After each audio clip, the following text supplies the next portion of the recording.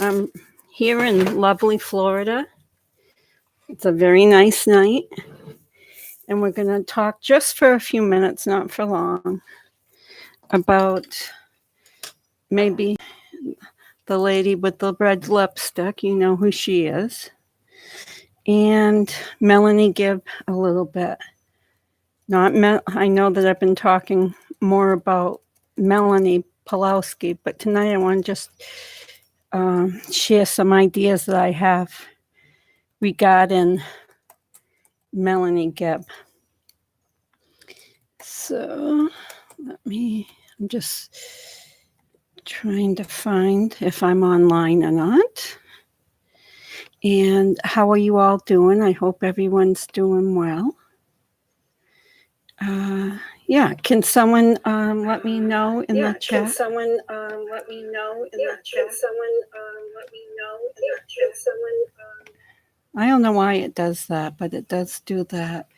It must be because I have my volume on or something. Sorry about that. Is anyone here? Oh, we got Jessica Henthorn. Wake Up's here. Hi, Wake Up. Catherine Butts and Chrissy Jackson. Okay, so I'm seeing it. Chrissy's from the UK. Hi, Chrissy. Hi, everybody. Hey, listen, so tonight we're just going to talk for a few minutes. Yesterday I did my first live that I was able to have a little bit of chat communication, because prior to that I had no way to talk to you guys about chat or what you were saying in chat, not about chat. But anyway, so today I want to share with you that I reviewed the Melanie Gibb YouTube video that Nate Eaton from East Idaho News uploaded so that we all could see the 3-part interview. And I'm only going to talk about one small part because she did say a lot in those interviews. And I just want to talk about a little bit of her interview.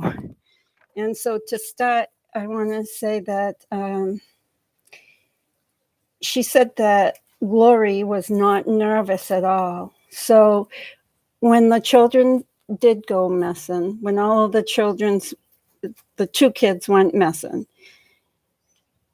Lori and her were still in communication. She had stayed at Lori's for like a 4 or 5 day kind of a retreat in Rexburg. So they had stayed there. And then they went over to the BYU, so that college in Rexburg, and they visited that together. So they stayed there, and Lori had told her that Tylee was in school or with friends, both, and that JJ was there, because this was probably the second weekend in September. So in between that time, from September right up till the early December, Melanie had been talking to Chad and Lori, and she asked where the kids were. And Lori said, they're all set, we can't tell you right now. And she said, Melanie Gibb very curiously said, my God, what's going on? How come you can't tell me what's, where the kids are? And Lori explained to her right then and there, we're not telling you where the kids are because it's for your safety. And she said, what are you talking about, my safety? Why am I unsafe? And Lori just said, we can't tell you, but just to keep you safe. In other words, don't ask any more questions. So that's one thing. And then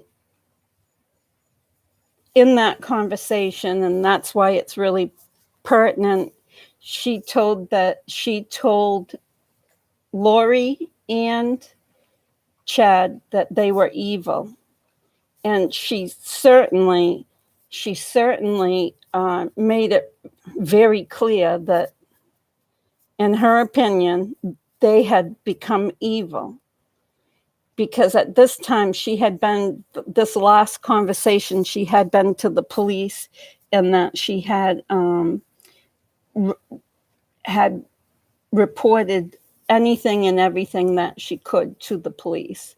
And she had made Alex, Lori's brother, aware of that she was going to the police. But it's funny, it's kind of off subject, but what's curious, and you guys tell me what you think, but this is very curious in my opinion. Why would they send Melanie Gibb, and they are the other Melanie Pawlowski, and Alex sent Melanie Gibb over to Brandon Boudreaux's residence to check on the kids to see if they were there. And that's at the time that Melanie found out that there was a murder, or an attempted murder on Brandon.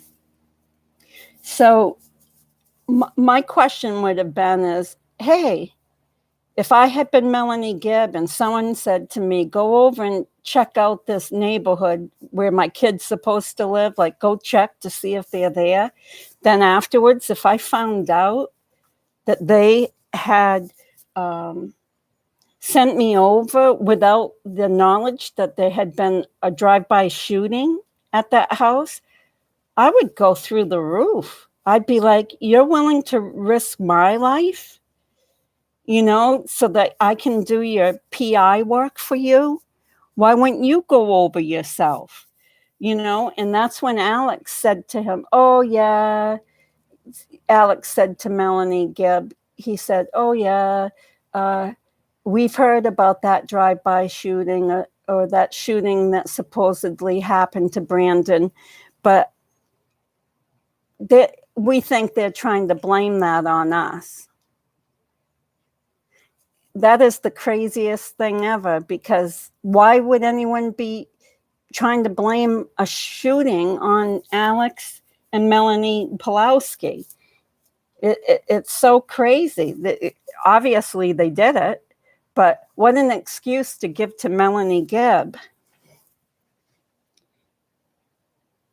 So, I can't make sense of two criminally minded people that do things that put other people at rest. They cared about their own. They just didn't want to get caught, because guess what?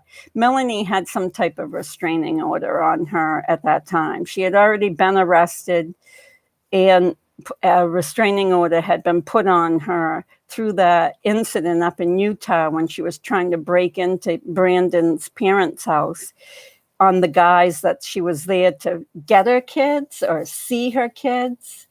I mean, most people don't try to break and enter into someone's home at any point. But anyways, that's Melanie Pawlowski for you. So that whole conversation, Melanie had told Lori and Chad that they were evil. And Nate from East Idaho News asked, and what did they say? And she said, they didn't like that very much. Well, I can't imagine having a conversation with someone and saying you're evil and that they would like it. I think Nate was asking, what did you interpret from that? And what normally someone might have said is they knew I was on to them. That's my opinion, is if that was me and they asked me that question, I'd say, oh, they knew I was on to them. That's why I was calling them evil. Not whether they liked it or not. I mean, I don't know how many people in the world likes being called evil. So I think that's a given.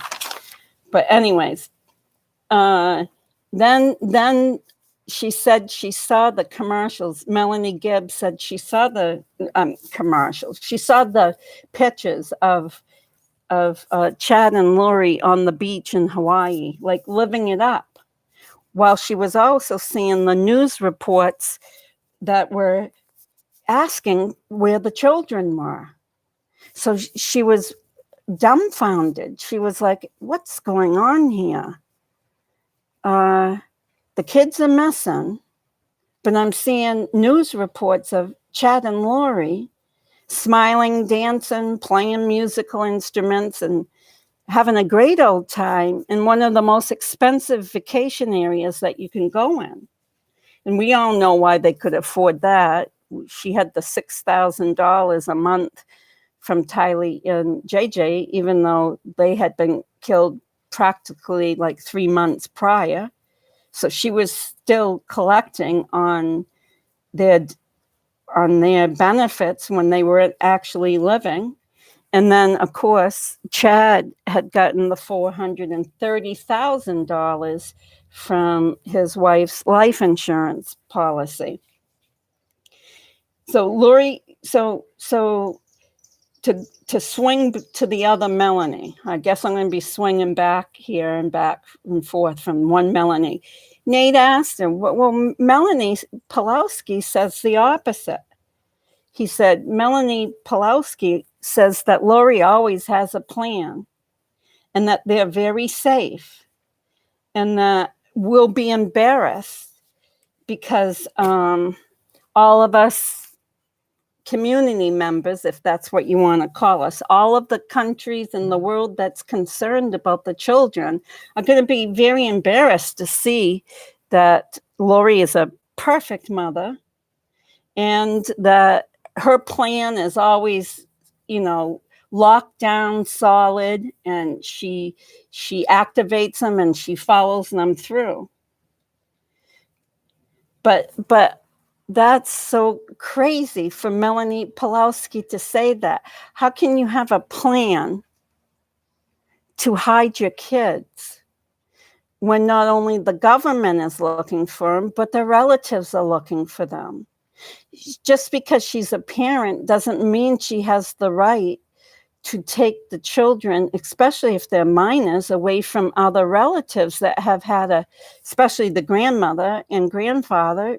If they've had an active, close relationship, the grandparents have rights, and so here she's saying, Melanie Pulowski saying, oh, I know my aunt. She's a loving person.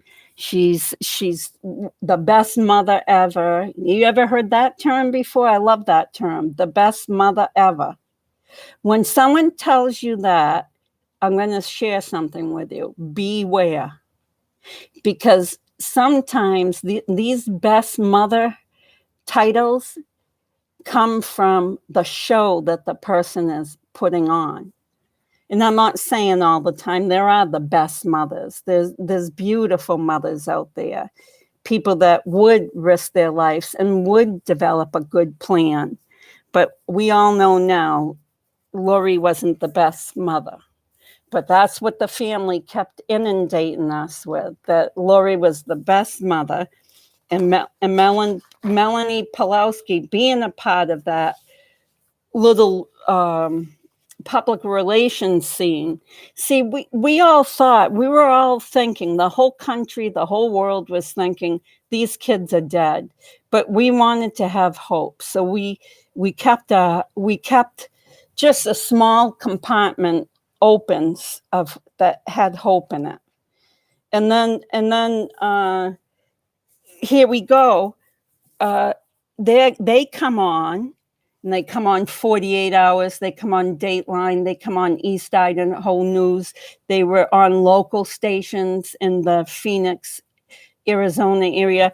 They had articles. They were doing, I call it a media blitz. Some people call it just pure public relations. It really doesn't matter. It all means the same, is that you're trying to really get one message out. And that message was, the kids are okay.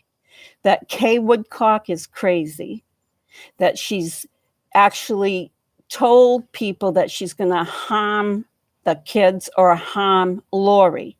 So the kids were being held because of safety reasons from Kay Woodcock.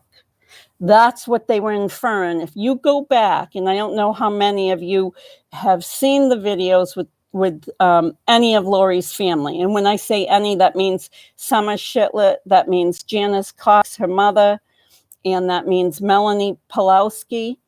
All three of them in different interviews are saying that Lori has a plan to keep those children safe, and that Lori is only doing what is in the best interest of the children. But in the meantime, in those interviews, and this is where it gets me, this is really where it punches Kay in the stomach, is they infer, the inference throughout all of the media blitz that they were doing at that time was it was Kay. Kay was doing them wrong. Kay was trying to take them from her, take them from Lori, that Kay was making things up, that Charles, this is the one that really sucks it to everyone. They blamed it on Charles. They said it started with Charles, that he was being terrible to Lori. And they infer that he was cheating with other women. Now, I'm going to just jump off the bandwagon here and get on my own for a second. If he was cheating, if that is true, big deal. He wasn't murdering. How can they even compare a cheater to a murderer? And I don't know if I believe them. I think, again, that might be their side story. But if he did, he does what a lot of people do. He wasn't murdering. A lot of people don't murder. These two murdered. So how can they go around the family? Again, Melanie Pulowski, Summer Shitlett, and Janice Cox, the mother. So Summer's the sister, Melanie's the niece of Lori's. They're all Coxes. They all have the Cox blood. And they all changed the narrative to say that it was Charles that started all of this. And at that time, Summer emphatically implied that she sent the police over to Lori's on July 11th not the police. She sent Alex over to Lori's on July 10th to protect Lori from a savage man. He was a maniac, they made it sound. Like he was crazy. Like they were so scared for Lori's life that they sent Alex Cox over in protection. And they all know he carries. Every one of the family knows. I saw a video. I'm not sure if you saw that video. It's of Alex and Adam, brothers.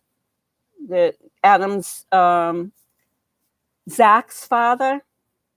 So there's a video of Alex and Adam shooting at a firing place where you go and target practice.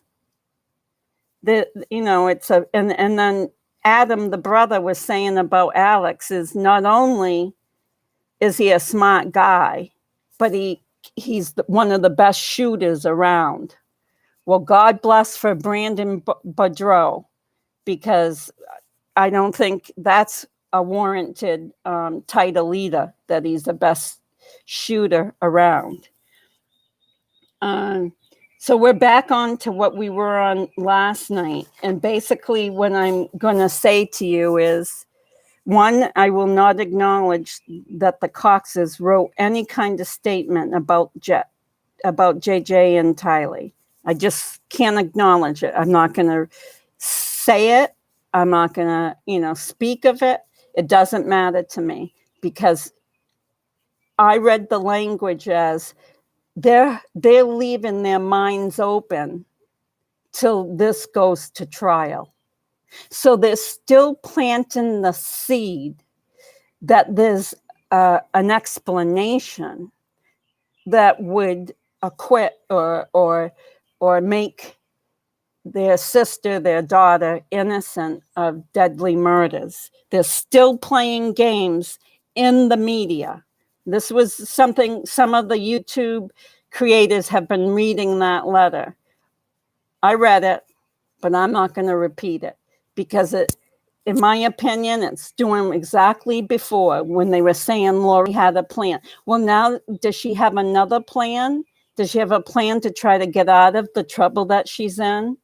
When she was crying, I heard that in the jail, she was crying when she got word that Chad had been arrested. I bet she was crying for herself, knowing who she is. I doubt she was crying for Chad. I doubt she was crying for anybody in this world except herself. Because guess what it says? The red lipstick monster is a murderer. And I don't care if she murdered because she was talked, if she was talked into it. How can anyone talk a mother into murdering her 2 children? How can anyone take those murders and then do a twist and say it was the grandmother is the reason why they were hidden? They were unsafe from Kay Woodcock. So not only do they murder, then they tried to blame all of the issue onto Kay Woodcock, who's suffering every day because since September, really, I think it was the last time she talked to JJ was in later August. So she hadn't heard from her grandson, who was, vivacious and full of it, and always called her, and they always talked. She hadn't heard from her grandson and still hasn't heard from her grandson up until they found that they were in the ground the other day. So now she gets to talk to him in a different way, not in the way that we were all praying for it to be. And I think deep in our stomachs, we always knew what was going to come out, what the news was, no matter what media blitz the family put on. So I guess I really don't want to be on long tonight. Just wanted to say that we need to steam shovel forward, or however you say it. We got to go forward.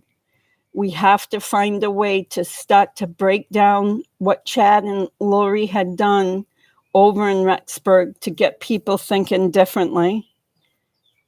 They've probably made a lot of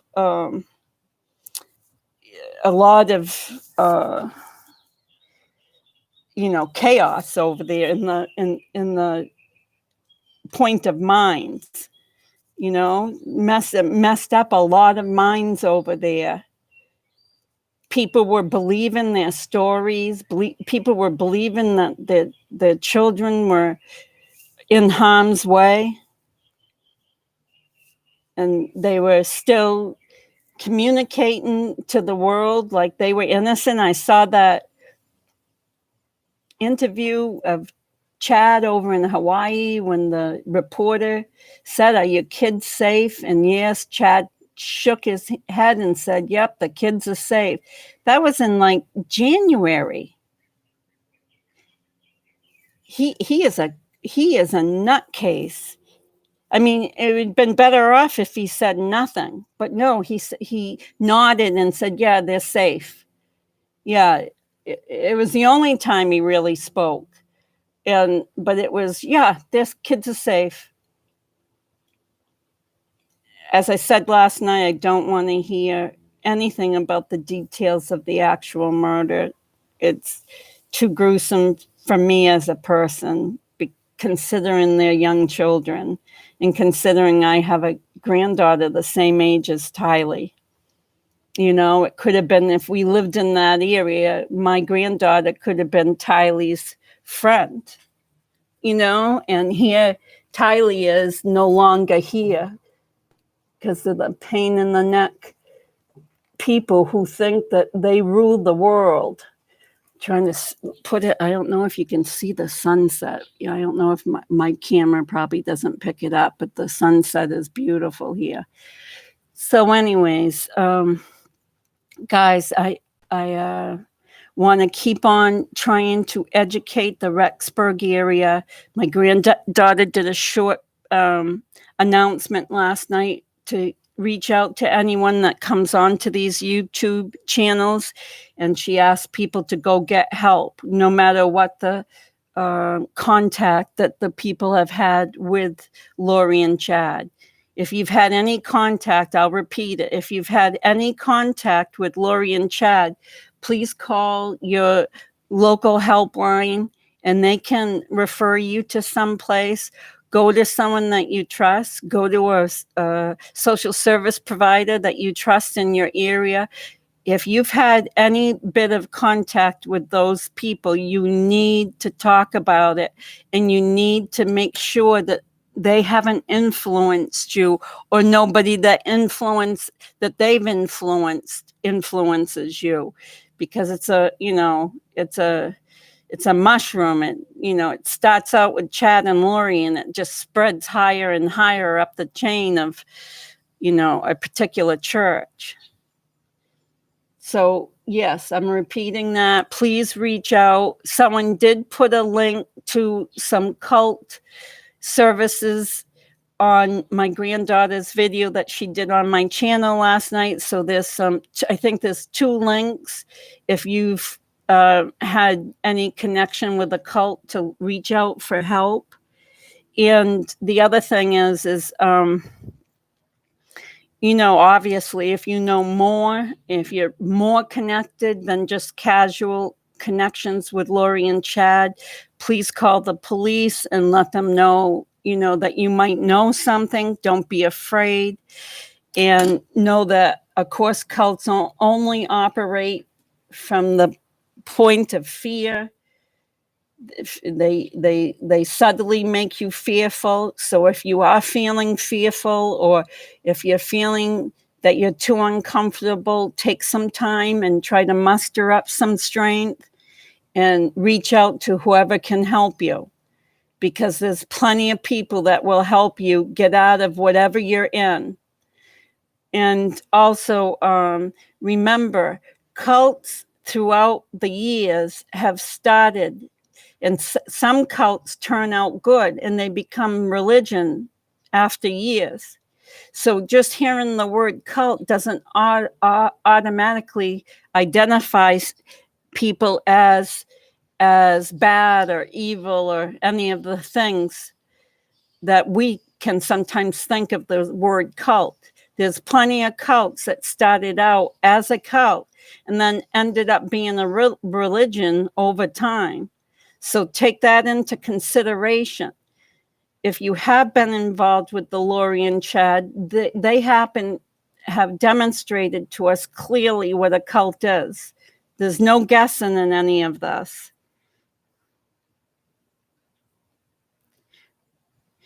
I'm reading someone's question. It's from Kevin. Graham, has any thought been given about the house looking empty where Charles was murdered? Staged. That's my opinion. It was just a facility that was staged until they could go on, just like they staged housing up in Rexburg. That's my opinion. I haven't heard anything concrete. That might come out at some point, but it's staging. The kids had bed. Remember, they were just mattresses on the floor, and of course, like all kids' rooms and everyone else, messy, things strewn all around. But you saw. I don't know if you saw that. Lori had her bed up on a bed frame. The kids was just a mattress each on the floor. And Lori had all of her stuff nicely put in the closet and whatnot. Again, just another way to say who counted. There was no living room furniture. There was no furniture that I saw when the police were walking through. And to me, they had they didn't have plans to stay there. I think they planned to murder the same way. And Kevin, that's a great question, because I'm going to say this. I've said this before. I believe that they went from Arizona up to Rexburg, and that was Melanie Pulowski, that was Alex Cox, her brother, and that was Lori herself and her 2 kids at the time. So they all moved up there because they had a job to do. Every one of them had a job to do.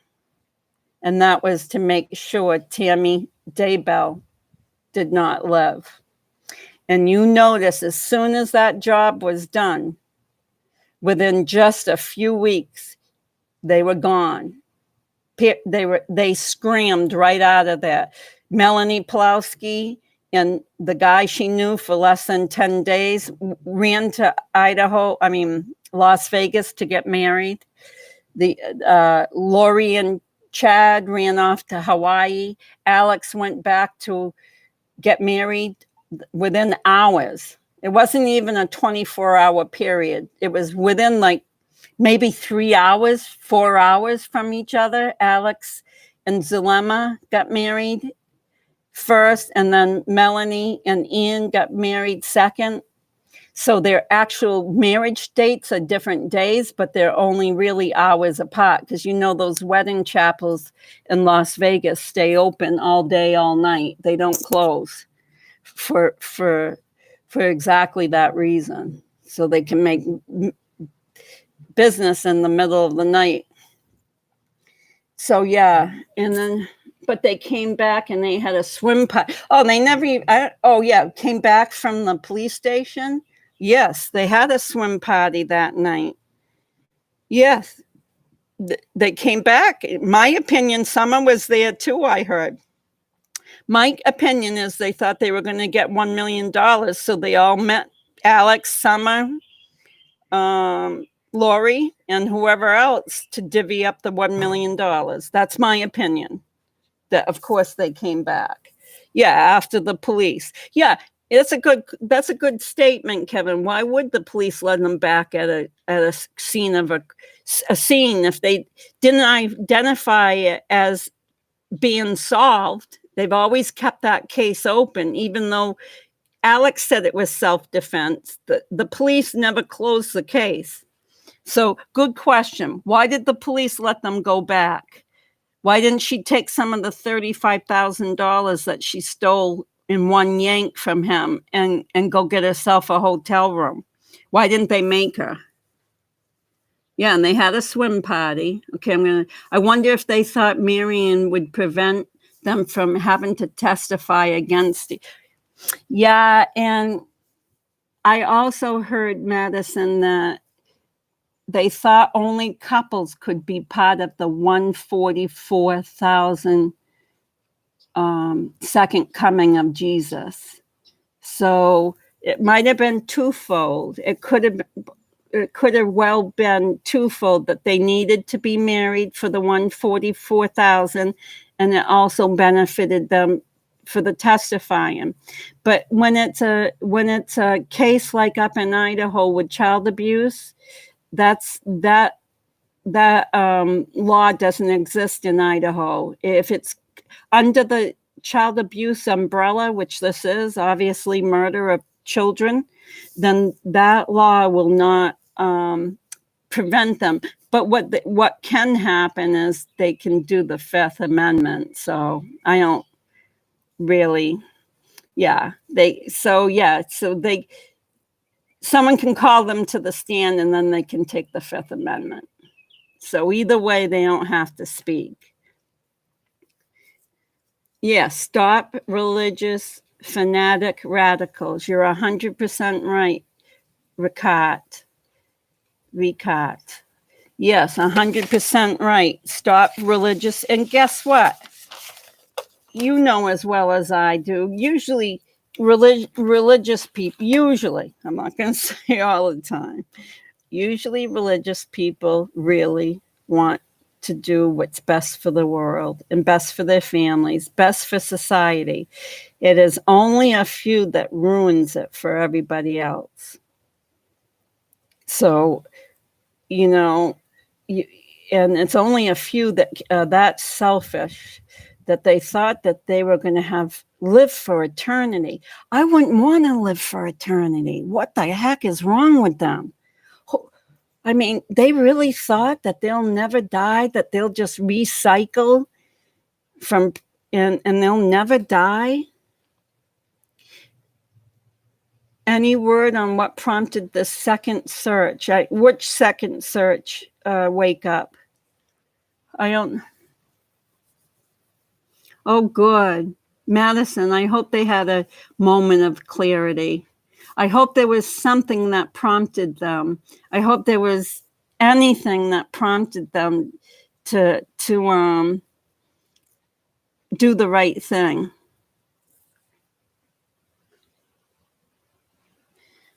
Let me see what else. I think that Zulema is involved in Alex's death.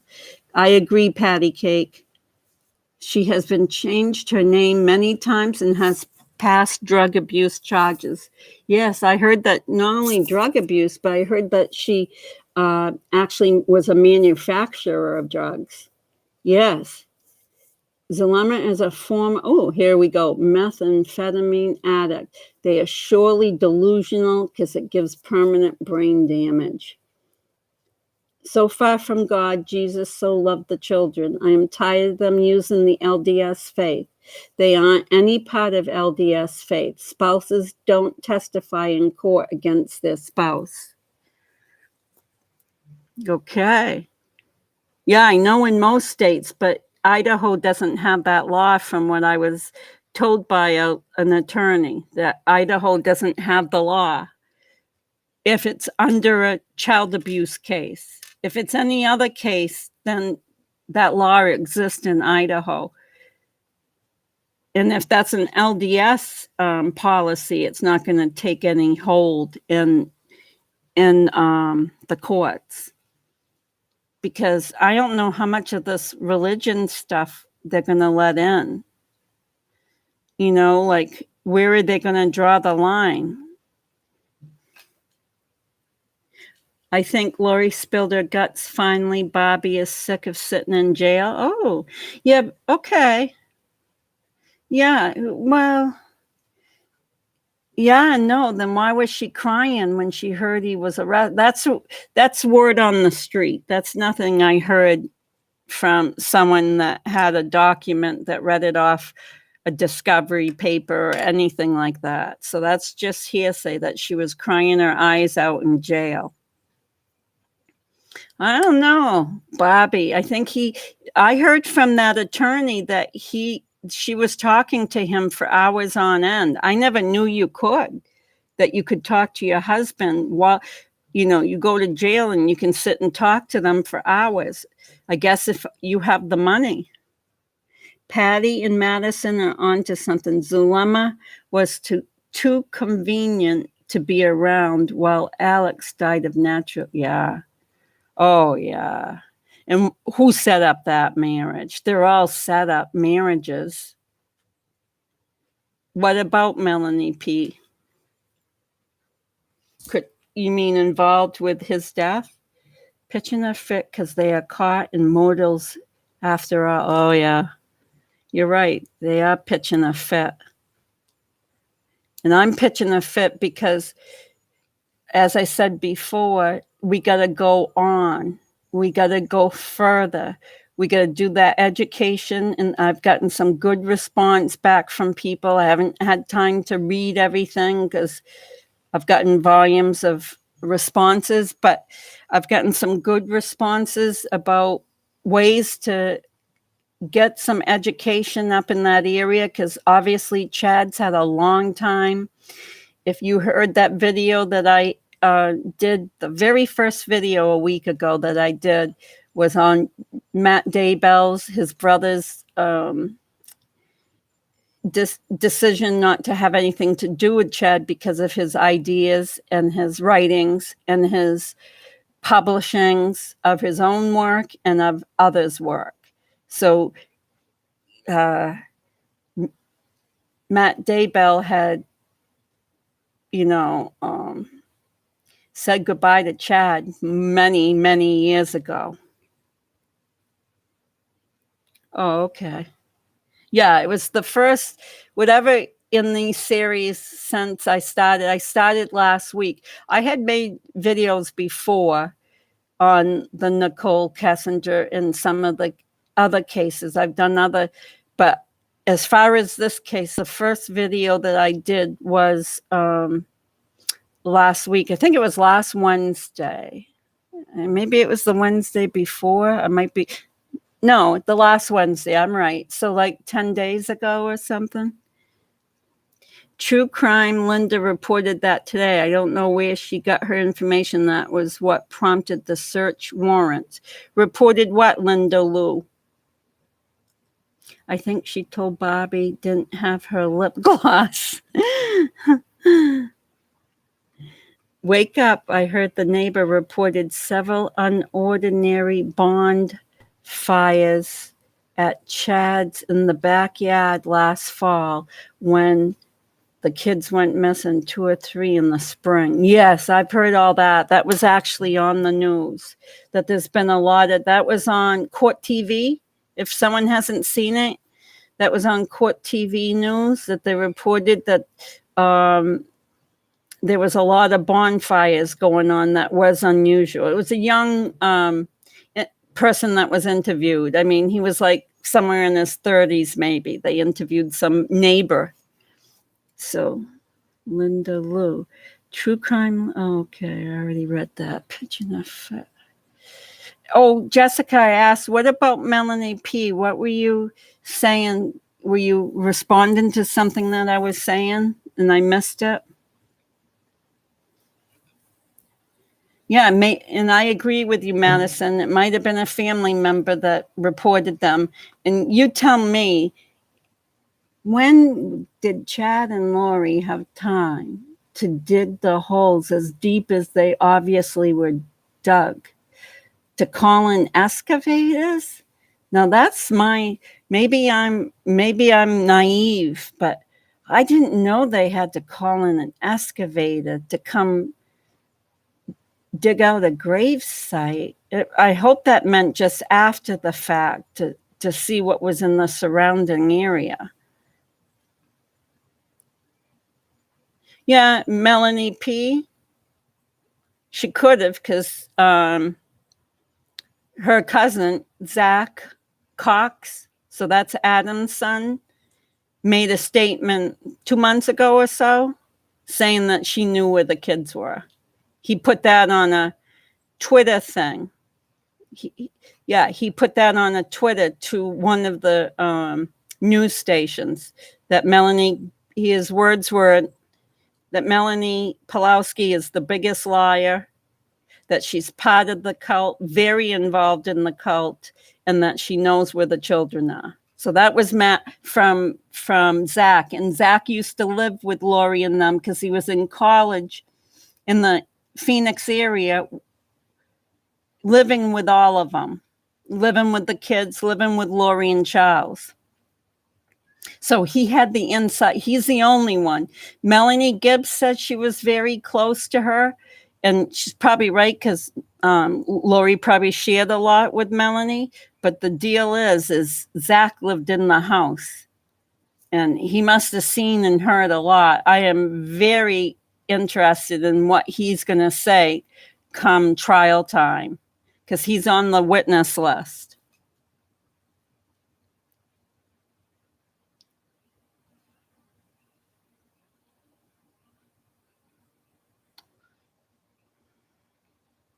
Yeah, Melanie P. drank the Kool-Aid, Jessica, years and years ago. Her father tried to save her from that. He knew what was in that Kool-Aid, and he tried to save her. It's very clear in her own storytelling has made it very clear that he was trying to help her not get into trouble as she is in now. Because it is my opinion, I don't know if anyone else has the same opinion, but it is my opinion that she's heavily involved, like Zach said, extremely involved. I think his point was she knows everything. That's how I took the message, and that she's a con, like her auntie Summer. Her auntie Summer tried to con us all. Thank you, Kevin. I'm reading Graham's the greatest. Oh yeah, the great. Did Melanie P. tell where kids were buried? No, York, under Idaho law, the spousal privilege has an exception when it comes to the children and their well-being. Yeah, that's right. Thank you for saying that, Alexandra. People pick up your Bible and read it, says Catherine. All through Scripture, Jesus tells us all to love thy neighbor and children and never to be harmed. Don't be misled into cults. God bless you, Graham. Thank you for that, for the children, Catherine. It is so sad. I couldn't be I couldn't be misled. I look at, if anyone in the world that I look at as Jesus is children. To me, they are. It's almost the way they look, the way they express themselves, the way that they're so connected with their outer and inner world so young. They remind me of Jesus. They're so pure. Even if you got one like JJ who has medical issues, he's still so pure. So I don't understand how they could ever take their life. And I'll keep saying this, I could never start to listen to any of, when it goes to trial, and if we get to hear it, or if the discovery gets released about the actual killings, how they killed them, and as they said about Chad, that he did something terrible to one of them. He called it egregious. The prosecutor called it a very egregious act of how he disposed of one of the bodies. Then yeah, it's crazy. So that's where I'm at, the same place I was at last night. We just got to implement. We got to implement something to get the Rexburg greater area safe.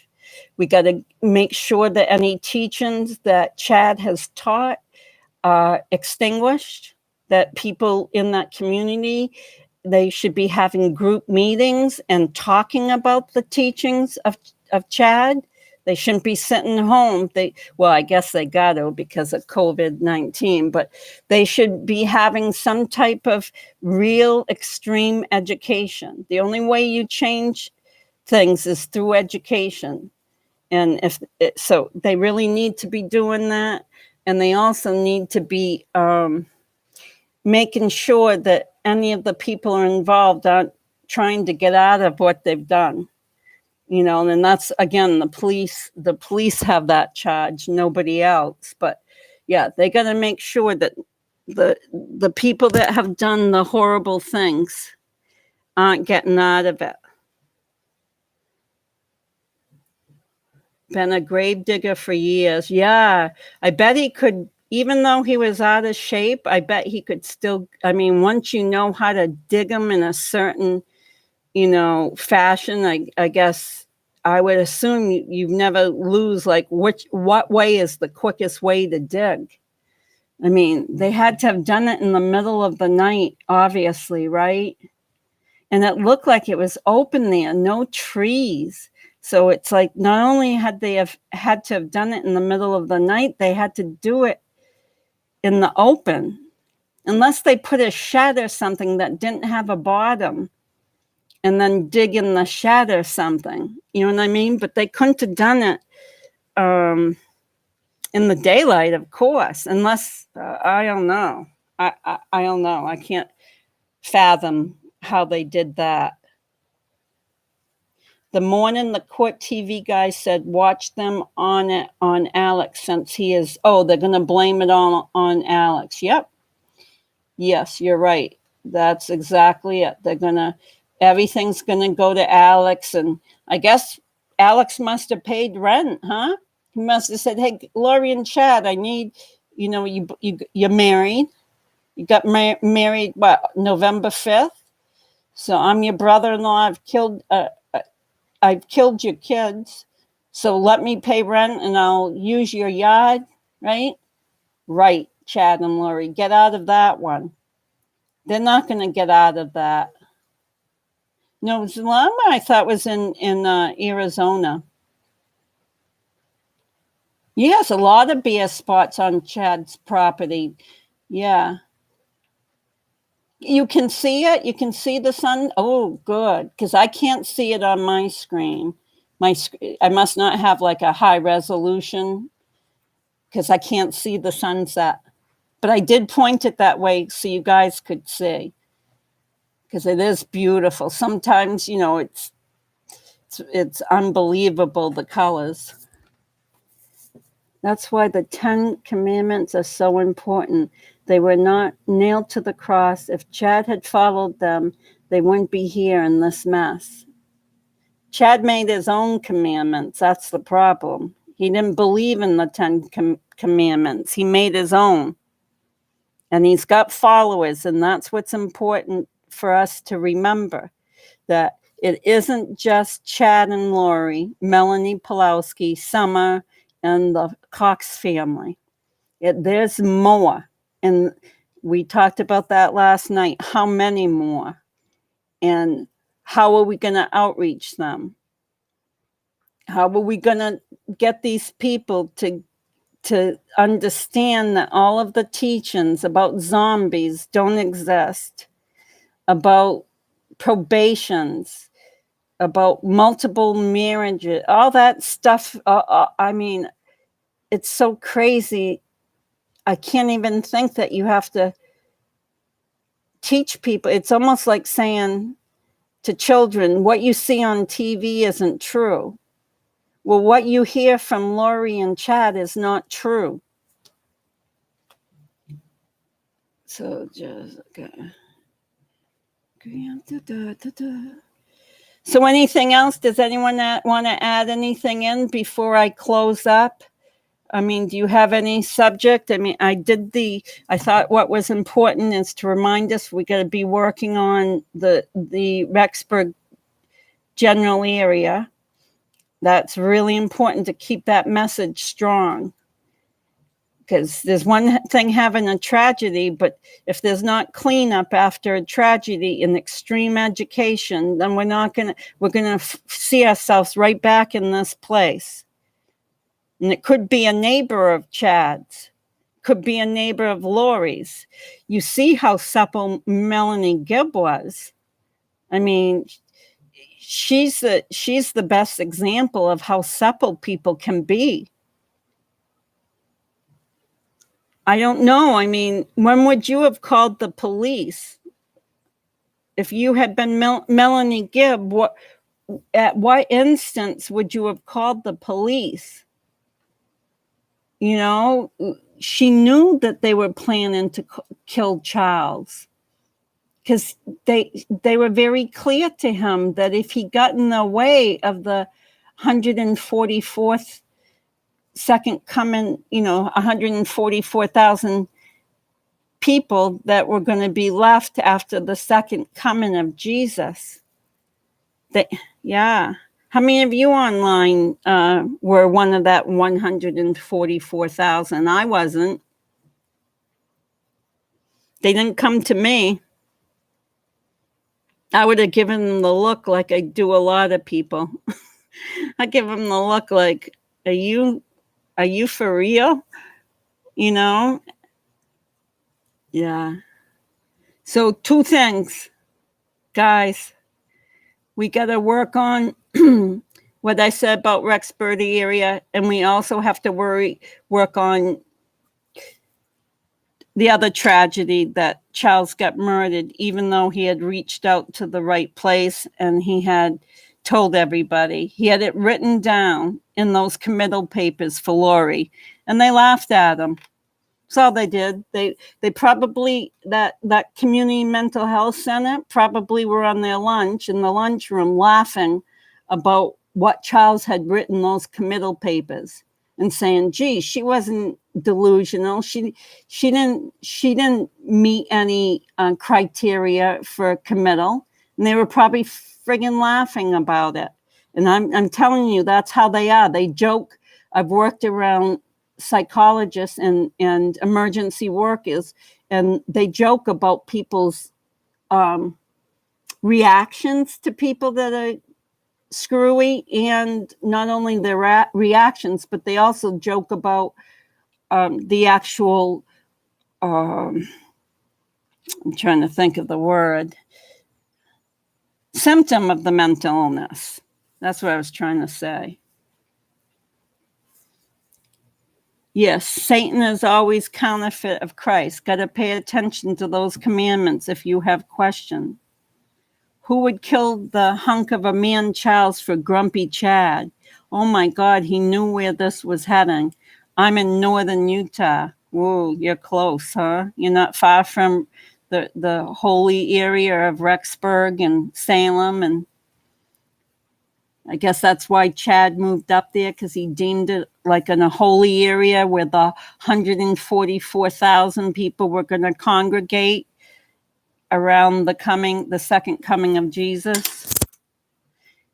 No. Okay. I'm in Florida too. There are some great sunsets. Yeah, there is. Madison. Wow. True. Is that why Chad had Tammy visit parents so he could bury? Ooh, Jessica. Yeah, I think he had her go there. Yeah, and I think he also, it was the last time her parents could visit, because I also think he wanted to implement Plan B, which was, killing Tammy.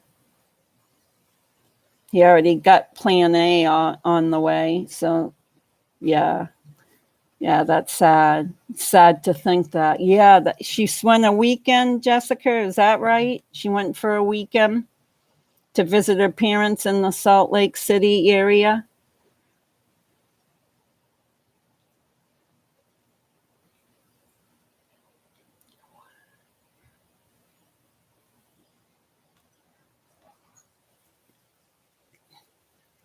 So anyways, those are the two things.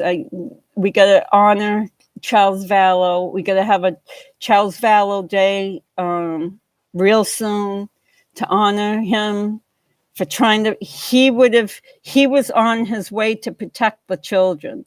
They were never in any harm's way under Kay's care, their grandmother's care. They were going to have extra special care.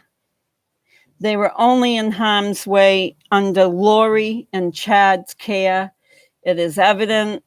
And Charles was doing everything humanly possible that he was aware of. I'd like to hear, and I'd like to, you're saying that's true about pool party pre-funeral. Oh, yes. That's where they were divvying up the money. That's where they were literally saying how much each one needed. Maybe they needed a certain amount for each person. And then on top of that, how much they would get.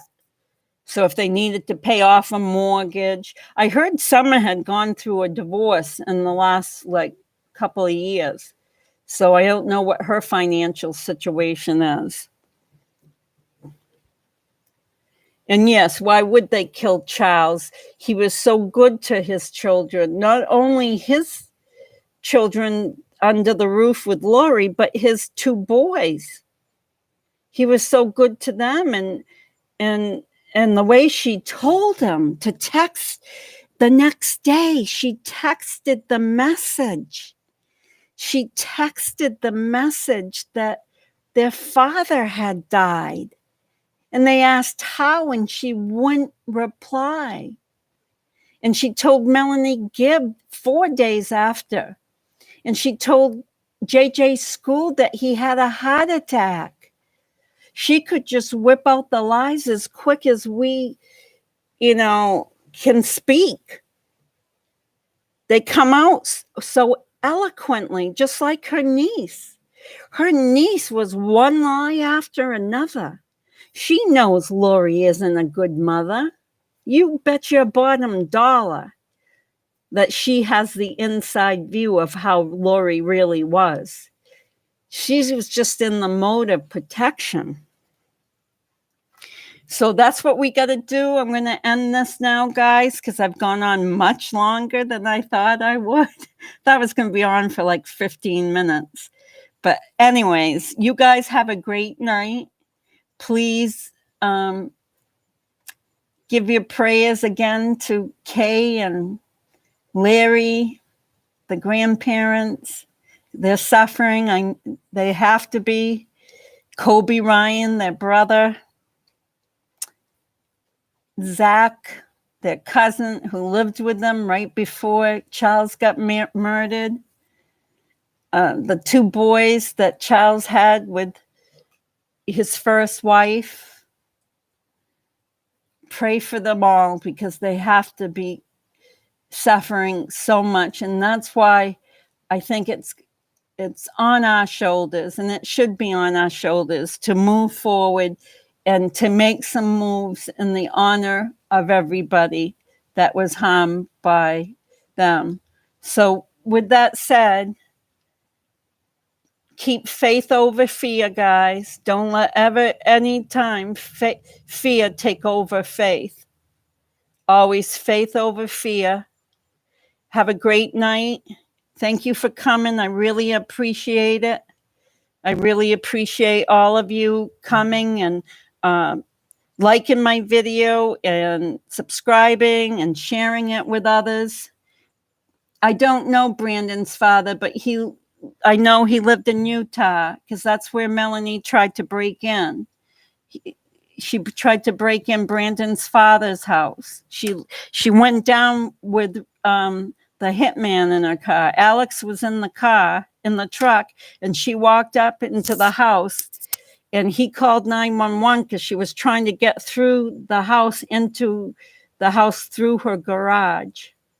So, yeah, that's all I know about Brandon's father is that he lives in, I think it's upper state Utah somewhere, possibly. I know it's Utah. Yes, Brandon's father called 911. Yeah, and then she did first they just kind of dropped it and didn't arrest her, but they had second thoughts after something and went back and arrested her. Yes, the father was terrified because he probably saw Alex out in the car, and they all know that Alex carries a gun. Every one of them knows that. It's common knowledge. Anyone connected with the Cox family. So that's why Summer Shitlet is not my friend. Because when she sent Alex over to protect Lori against Charles, I know exactly why she was sending Alex over. And so don't the police. So don't Kay Woodcock and Larry. They all know that he was ambushed and he was murdered in cold blood. Yeah, they don't even work. None of them work. I don't know how that's why I'm wondering if they've done this before. Have they done this before, guys? Is this the way they have lived? Because I know none of them work. And how did Ian quit his job? He was working at some kind of natural vitamin company. Because now he's no longer up in the Rexburg area. He moved down to Arizona to fight Brandon for custody of the kids. Because the custody case is in Arizona. So again, God bless you all. Stay safe. Faith over fear. And have a great night. Take care, guys. Bye-bye.